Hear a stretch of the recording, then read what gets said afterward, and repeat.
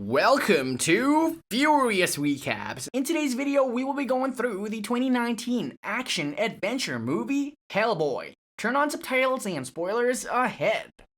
As the film opens, we are in the middle of the Dark Ages in England.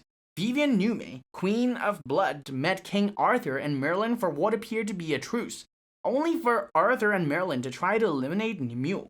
After she was betrayed by witch Ganida, the evil queen may never rule the earth again, since Arthur dismembered her and beheaded Nimue with the help of an Excalibur. Later, the outer parts of her body were placed in separate cascades and scattered throughout the world to ensure that she could never return.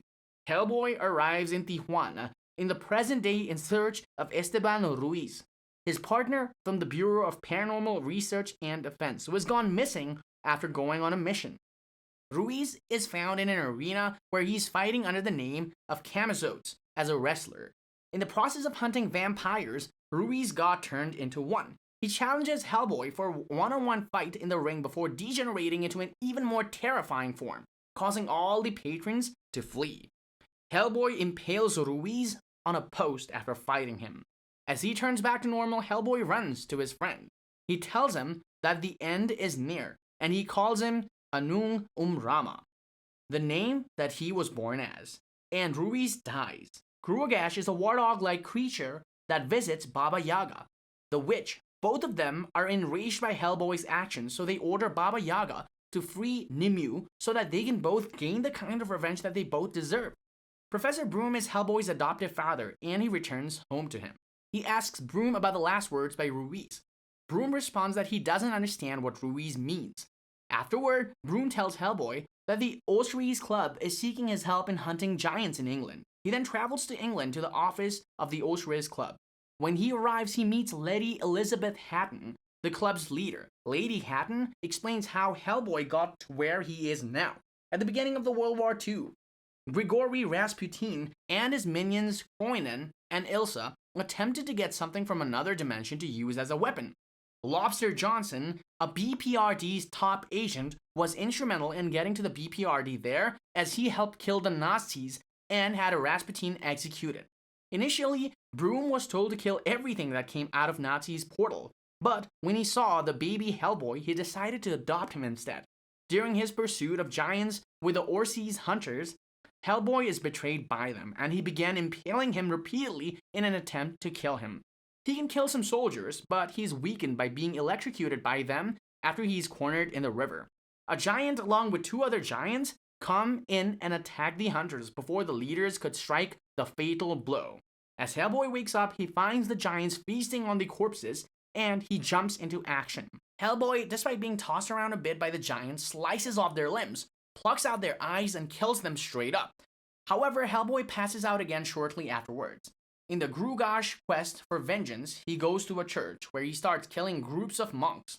Nimue's head is kept in the church beneath the ground, and as a result, he forces the remaining one to guide him there. Upon the monk's refusal to speak the incarnation to free her, Gruagash tears his tongue out and swallows it so that he can even speak the words. When Nimue regains consciousness, she tells Gruagash where to go and find the rest of her body. Alice Monaghan has the power to hear the voices of the dead, and she rescues and brings him to an apartment. Agents of Broom break into Hellboy's apartment to ensure that he's okay. Hellboy goes outside to complain to Broom about the Sorceress Club attempts to kill him. In the light of that, Broom is less worried about the matter and more concerned with the fact that Nimue is awake, and that the last pieces of her body lies in the Sorceress Club headquarters. Hellboy is then introduced to the M11 Colonel Ben Domino, who has been working to stop Nimue through the BPRD. Broom orders them to bring Alice along with them as well. After reaching the Sorceress headquarters, the team finds that everyone has been brutally slaughtered. When they found out about Lady Hatton's body, Alice touched the head of the body, hoping that the Lady Hatton spirit would appear from Alice's mouth. This allowed Alice to communicate as Lady Hatton. Hatton warns Hellboy that since Nimue is free now and searching for a king, his true destiny will be fulfilled. After that, the group runs into Gruagash, as he is taking with him the last piece of Nimue. Despite Hellboy's effort to stop him, Gruagash escapes after Nimue distracts him. Nimue shows him a vision to play with his feelings about how non-human creatures are treated, thus rendering him incapable of stopping him. Hellboy mentions to Alice and Daimyo that he knows the Grugrash. As they travel to the headquarters of M11, he tells them that he was called by Alice's parents when she was a child to help them. The fairies had taken away and replaced her with a challenging. With the use of iron, he coaxed Grugrash to reveal his true form.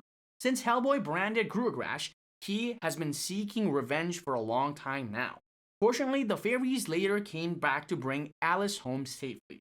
The moment Hellboy arrives at M11, he shouts angrily at Broom, asking him why he did not kill him when he came out, to which Broom replies that he saw potential in Hellboy. At this point, Hellboy just storms off. Furthermore, Daimyo leaves the place to find a bullet that is capable of killing Hellboy if needed. Hellboy discovers Baba Yaga's house in another realm.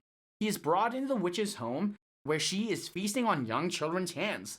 Since Hellboy had previously gouged out of her eyes, he subsequently offers to help him find Nimue in exchange for his eye. Despite Hellboy's reluctance, he agrees, and she seals the deal with a kiss. Hellboy fools her, however, since she did not let him know when to give her the eye. As a result, she curses him and ends up falling back into the same office with Broom and Alice. Daimyo tells Alice the story of the scars on his face as the team heads to Nimue's location. A demonic jaguar creature attacked him and his team while they were hunting in Belzy. His entire team was killed, but Daimyo survived after the creature forcibly clawed at his face. They find Nimue after she confronts Gnida and her sisters for betraying her. Having killed his sister, she does not harm Gnida at all, and she presents a thorny crown to Nimue. Then Nimue unleashes an army of undead warriors to find the heroes. While Hellboy chases her down, she tries to entice him by offering him a chance to join to rule together, but Hellboy refuses. As Nimue and Grugrash escape through a portal, Nimue throws a thorn at Alice's neck, poisoning her. Gnida tells them to find Merlin to undo Alice's poison, bringing Alice to the Merlin's tomb. Hellboy and Daimyo awaken Merlin after centuries of sleep. As soon as he removes the thorn and saves Alice, he knocks her unconscious as well as Daimyo, so he can speak privately with Hellboy about his situation. It is revealed to Hellboy that he is a direct descendant of Arthur, and most importantly, that his mother was a human. Ultimately, he is the only one capable of wielding Excalibur and defeating Nimue. When Hellboy reaches for the sword, a vision of himself emerges. He rides a dragon with a fully grown horns, is clad in fury, and massacres people. For fear that taking Excalibur will bring about the apocalypse, Hellboy refuses to take Excalibur, and as a result, Merlin cedes to dust as he dies in disappointment. Following Nimue's restoration of the power, she unleashes a plague that spreads rapidly throughout London, killing many. To confront her, the teams head to St. Paul's Cathedral. Grugrash finds them there. While Hellboy fights Grugrash, Daimyo takes on his weird jaguar form and begins to mutate so that he can help fight the villainous monster. Nimue emerges after this, shrinking Grugrash into a bloody mess because she no longer needs him. Hellboy is still being tempted by her. Even she takes him deeper beneath the floor of the cathedral, where he discovers Arthur's tomb, where Excalibur rests in its stone. Nevertheless, Hellboy still refuses to join her, so she brings out Broom, and by cutting his neck, she kills him. After being grieved and raged, Hellboy grabs Excalibur and transforms into his true form, which includes horns and a flaming crown that opens a portal to hell. Outside, gigantic demonic creatures are ripping the city to shreds and destroying its infrastructure. In awe of Hellboy's Demon King form, Nimue offers to be his queen, and Alice tries to channel Broom's spirit by running to his body to be able to speak with Hellboy.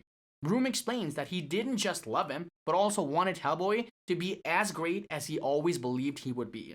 Hellboy then decapitates Nimue with a sword, which sends all the demons back to hell in the end.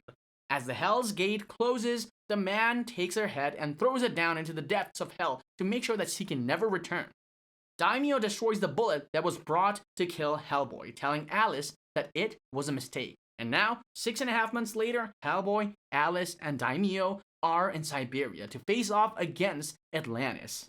Thanks for watching. Please like, subscribe, and click the bell icon to get new movie recaps.